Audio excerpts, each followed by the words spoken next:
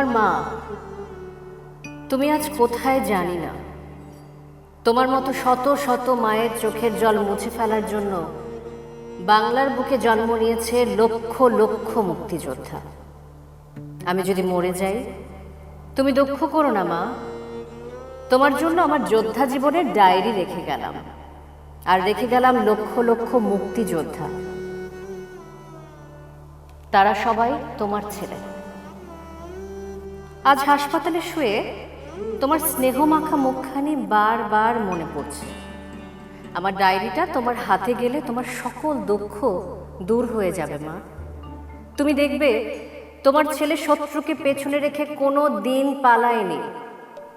যেদিন তুমি আমাকে বিদায় দিয়েছিলে মা, সেদিন বলেছিলে শত্রু দেখে কোনো দিন পেছনে আসিস নে বাবা। তুমি বিশ্বাস করো মা, শত্রু দেখে আমি কোনো দিন পালাইনি। শত্রুর বুলেট যেদিন আমার বুকের বাঁ দিকে বিঁধল, সেদিনও তোমার কথা স্মরণে রেখেছিলাম। মা জানো আমার সবচেয়ে আনন্দ কোথায়?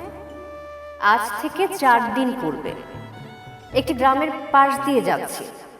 হঠাৎ বেদনাক্লিষ্ট একটি নারী কণ্ঠ ভেসে এলো।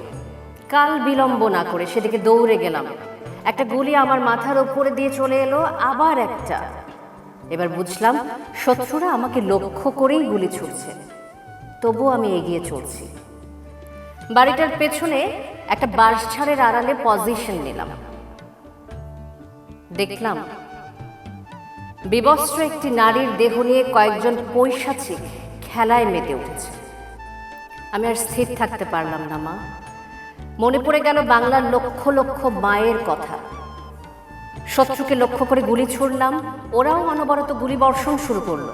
জ্ঞান ফিরে দেখি আমি হাসপাতালে।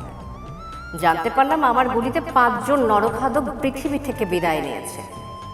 দোয়া করো মা, ভালো হয়ে আবার যেন তোমার শত শত সন্তানের সাথে কাঁধে কাঁধ মিলিয়ে শত্রুর ওপর ঝাঁপিয়ে পড়ে মায়ের অপমানের প্রতিশোধ নিতে পারি।